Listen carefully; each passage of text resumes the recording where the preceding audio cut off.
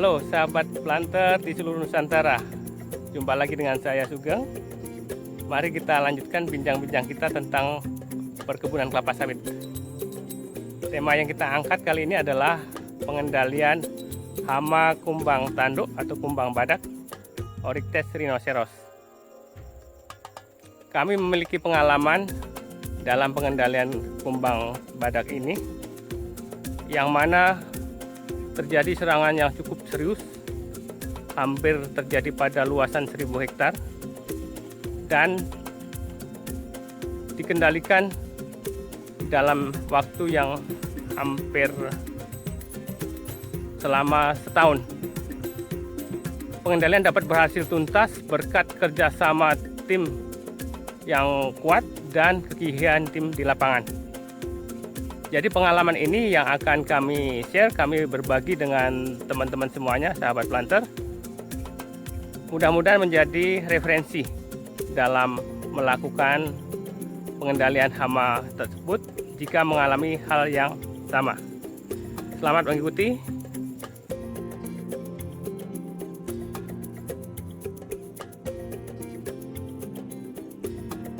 Dan jangan lupa dukung channel ini agar tetap bisa berkarya menjadi lebih baik di masa-masa yang akan datang dan memiliki manfaat yang lebih. Dukung dengan subscribe, tekan tombol like dan notifikasi. Terima kasih. Selamat mengikuti. Secara klasifikasi, Oryctes masuk dalam kingdom Animalia, filmnya Arthropoda, dan seterusnya. Jenisnya adalah Oryctes atau Oryctes, spesies Oryctes rhinoceros atau kumbang badak. Oryctes memiliki siklus hidup mulai dari telur, larva, prapupa atau pupa, dan dewasa. Ya. Dari telur sampai larva itu waktunya lama ya, 63 hari sampai 180 hari. Kemudian pupanya juga cukup lama hingga mencapai 56 hari. Sementara pada waktu dewasa itu 6 sampai 9 bulan. Jadi pada saat instar larva, makanya Oryctes ini adalah bahan organik yang membusuk. Pada saat dewasa dia merupakan tanaman kelapa sawit.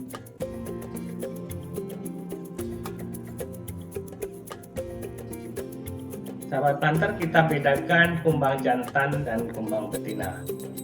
Oryctes rhinoceros yang jantan memiliki ciri adanya cula yang panjang di depan, di atas kepalanya.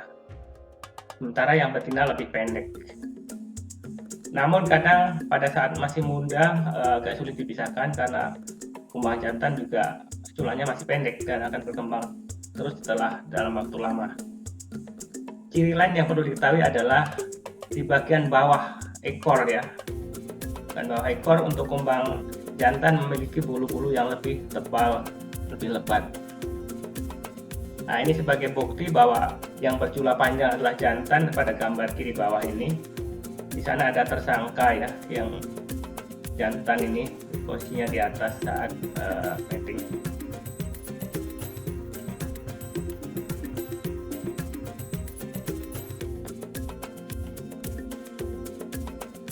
Sebelum kita membahas lebih lanjut tentang hama Oryctes rhinoceros ini, mari kita bicara sebentar dan kita membahas tentang pertanyaan mengapa ada hama Oryctes rhinoceros di perkebunan kelapa sawit. Jadi pertanyaan yang mendasar ini mudah-mudahan menggugah pikiran kita untuk berpikir secara mendasar dan mencari solusi yang tepat sasaran. Terjadinya hama yang berkembang biak di perkebunan kelapa sawit karena disebabkan oleh 3 hal. Yang pertama, karena tersedia sumber makanan.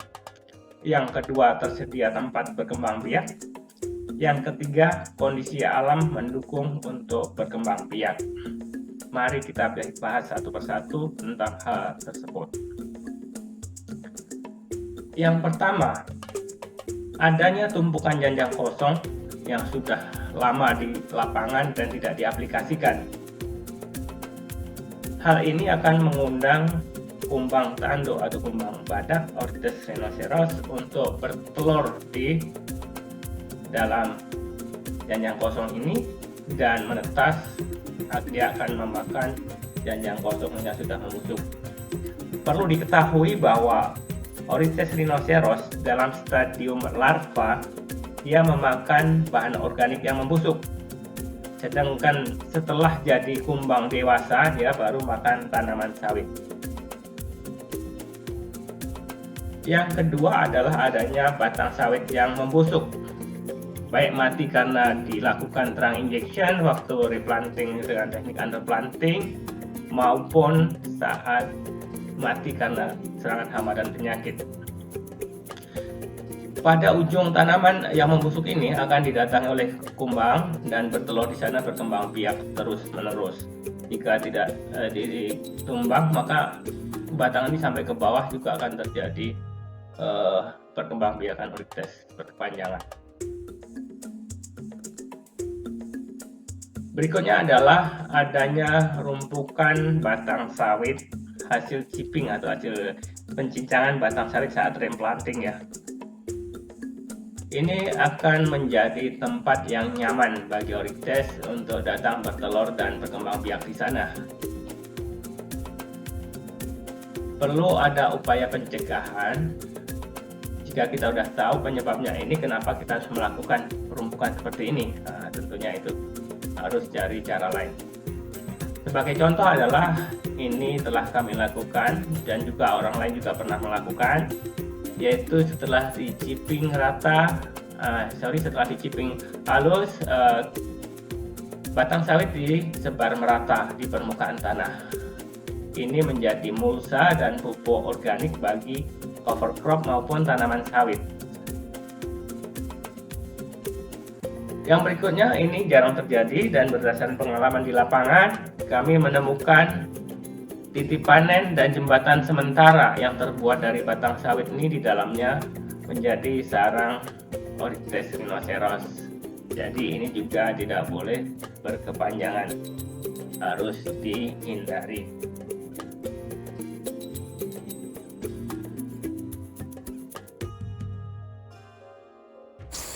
Sahabat planter, ini tanaman TBM yang terserang kumbang Oryctes rhinoceros. Dari kejauhan nampak ada daun muda yang layu. Kalau kita dekati, daun ini biasanya di bawahnya kena gigit, sudah putus. Ya. Nah, di sana udah hampir putus. Kemudian ini pelepah sebelahnya juga udah kena gigitan. Ini seperti kena gunting gigitannya di sana juga, kemudian di pelepah yang lain juga ini. Jadi pohon ini udah kena serangan berulang-ulang kali karena tanamannya udah agak besar ya, umurnya udah sekitar 1 tahun.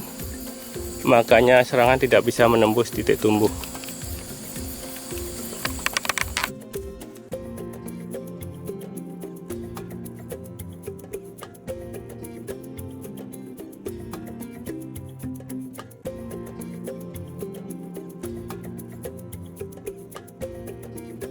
Dampak yang ditimbulkan akibat serangan Oryctes tersebut antara lain, yang pertama, tanaman rusak dan menjadi abnormal, bahkan yang parah akan mati.